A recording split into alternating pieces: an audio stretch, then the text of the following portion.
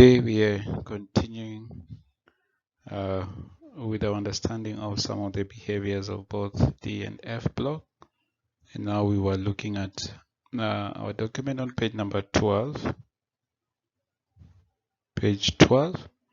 And the last time we talked about magnetic behavior.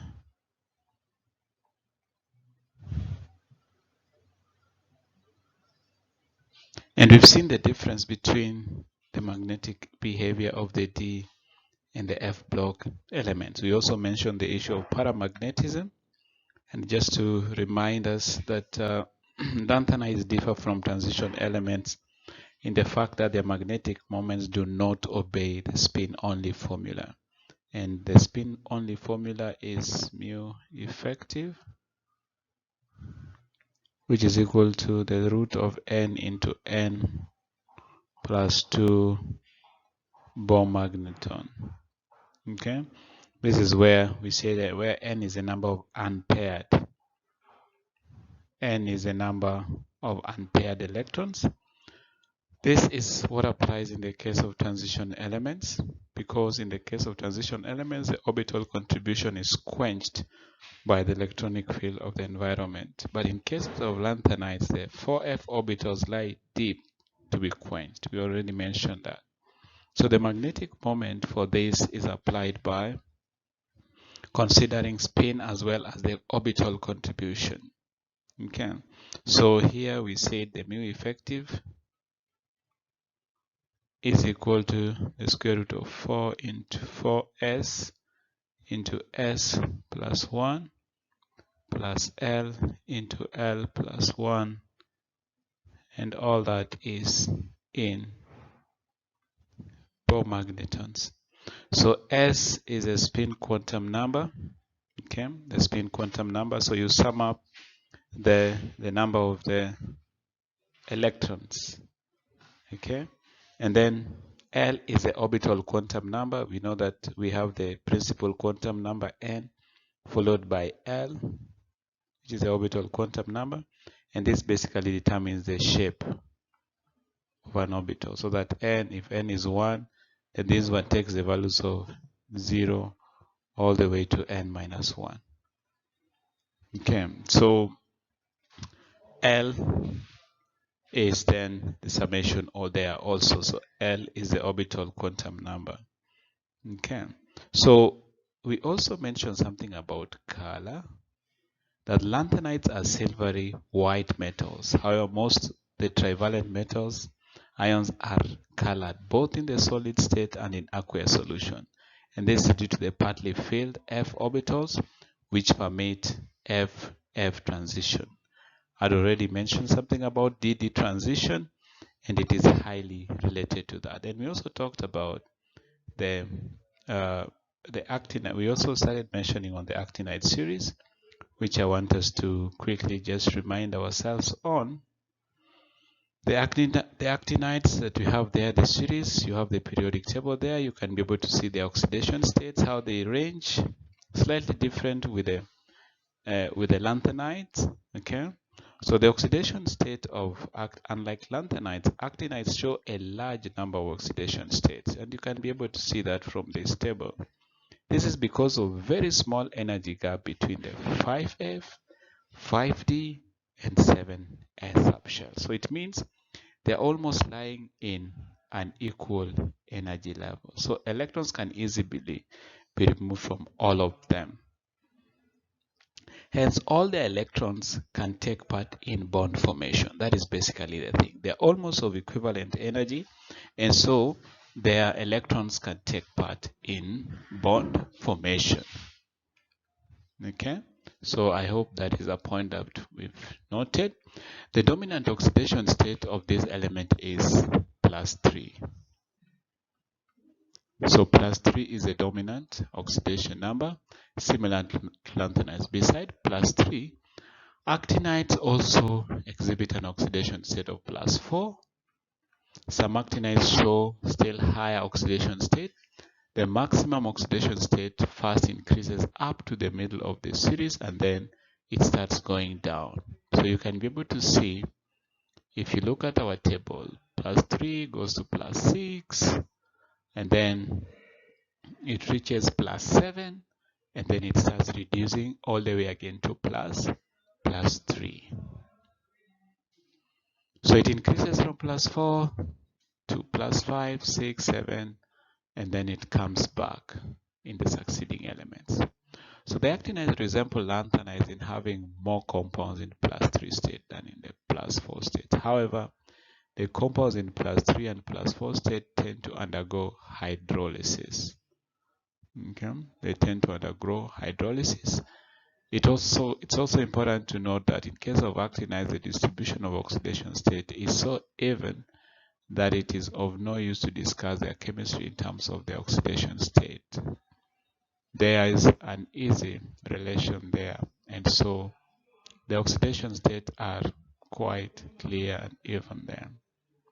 When you look at the atomic radius of the actinides, we say that the actinides show actinide contraction.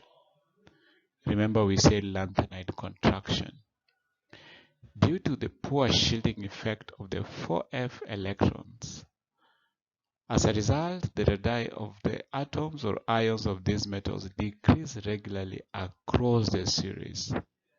Okay, so when you talk about the actinide contraction, we are saying it is greater from element to element in this series due to poor shielding by the 5f electrons. And this is because 5f orbitals extend in space beyond the 6s and 5p orbitals, whereas 4f orbitals are buried deep into the atom. We've talked about the quenching and how deep the 4f lie. When we look at the magnetic behavior of actinides, we say that, like lanthanides, the actinides elements are strongly paramagnetic.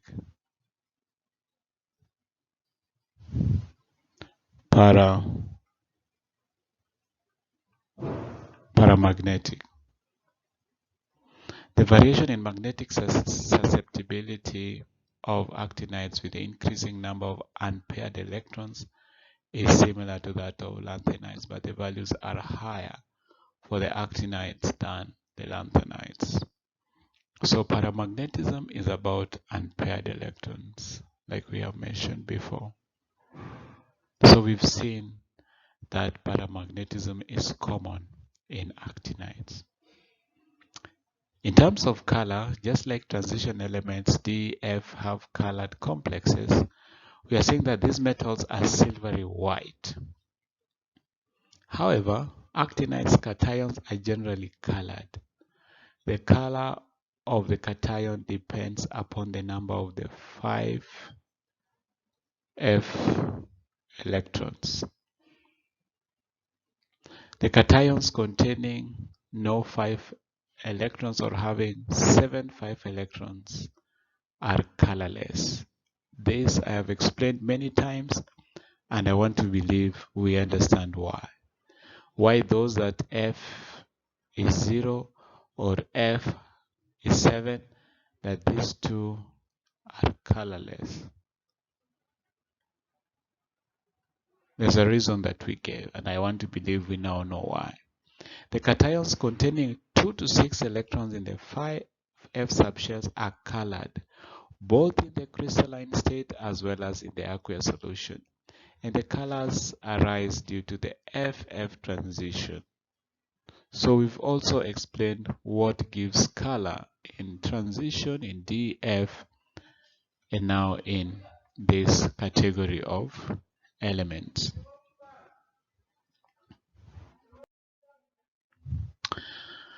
When we do a comparison of lanthanides and actinides, their similarities, both lanthanides and actinides involve filling of the f orbitals. They show similarities in many respects. So one of the things is that we are filling the f orbitals. So the first similarity is about their oxidation state.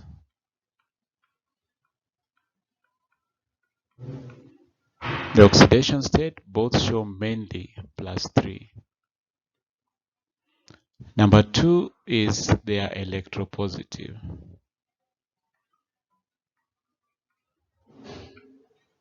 and reactive. And 3, they exhibit magnetic and spectral properties. Spectral here is what leads us to the color aspect. Number 4, actinides exhibit actinide contraction like lanthanides contraction shown by lanthanides. So each of them have their form of contraction.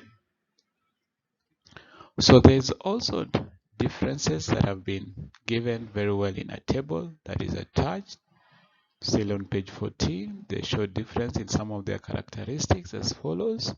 So it talks about the differences in terms of the oxidation state, in terms of their colors, the tendency to form complexes, basic nature, okay, formation of oxocations, and etc. So we can be able to see the similarities and comfortably discuss both similarities and differences between lanthanides and actinides. Finally, we will look at some of the very important compounds in transition elements that we need to prepare. And they're prepared because they're used a lot. The first one is zinc sulfate. Zinc sulfate is used as white paint. One of the reasons why it's used is because it does not get tarnished even in the presence of hydrogen sulfide, because zinc sulfide is also white. It is also used in making green paint. It's used as a catalyst, used for making soft rubber, used for making cosmetics, powders, creams, and medicine. So you see that zinc sulfate has very, very important use. And so there's a process of synthesizing this zinc sulfate compound that has water molecules in it, and it's called white vitriol. So you can go through that step-by-step process, the reactions, the equations very clearly, and the conditions of the equations are very, very important. And the last one that we'll also look at is zinc oxide, Chinese white, or what is called a philosopher's wool. It is found in nature as zinc-side or red zinc ore. Okay.